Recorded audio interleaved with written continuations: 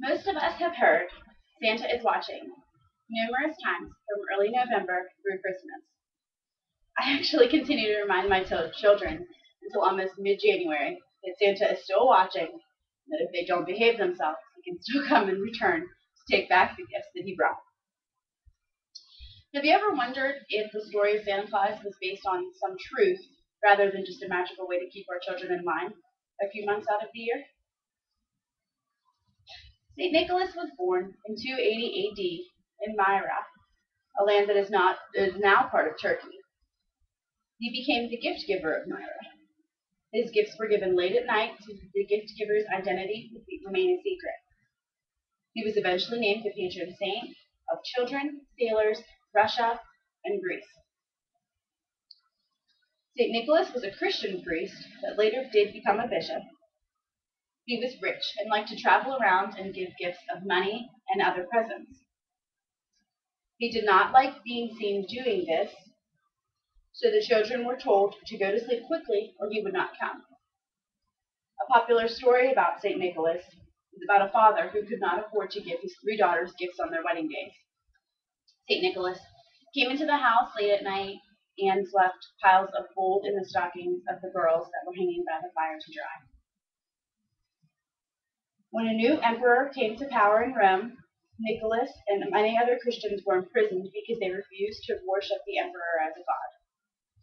And Nicholas remained in a small cell for 5 years until 303 when Constantine came to power. He then returned to his post as the Bishop of Myra, where he continued to do good deeds until his death on December 6, 343. A saint is someone who has lived such a holy life that even after their death, they can continue to help those of us on earth. In 800, Nicholas was officially recognized as a saint. Later, France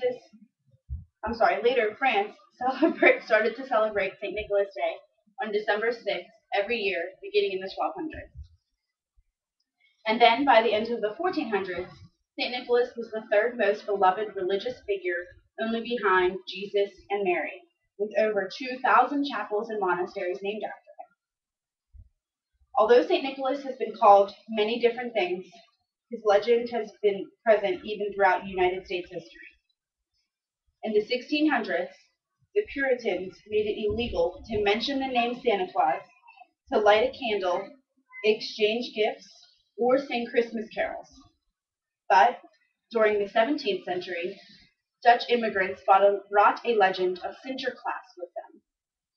Then, in 1773, Santa first appeared in the media as Saint A. Claus.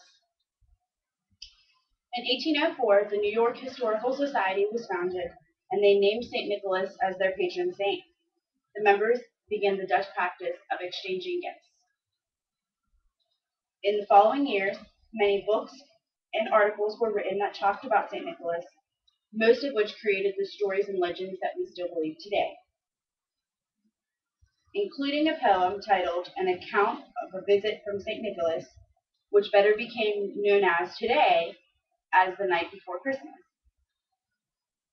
During the 1860s, illustrator Thomas Nast created many images of Santa for magazines, and was asked later by President Lincoln to create an image of Santa Claus with some Union soldiers. In 1931, an illustrator for the Coca-Cola Company drew a series of Santa images in their Christmas advertisements, which are still seen today.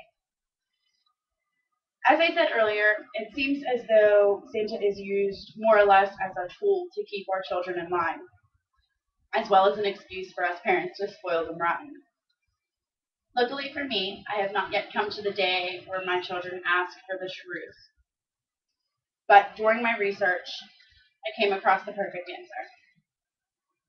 In 1897, Francis Church wrote an editorial for the New York Sun in response to a letter from an 8-year-old girl named Virginia, asking whether there really was a Santa Claus. In the article, he said, "Yes, Virginia, there is a Santa Claus. He exists as certainly as love and generosity and devotion exist. And you know that they abound and give to your life its highest beauty and joy." I will close this presentation just how Francis Church closed his explanation to 8-year-old Virginia. Nobody sees Santa Claus, but that is no sign there is no Santa Claus. The most real things in the world are those that neither children nor men can see.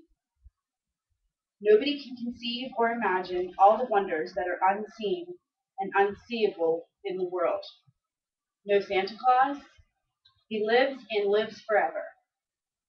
1,000 years from now, 10 times 10,000 years from now, he will continue to make glad the heart of childhood. Thank you.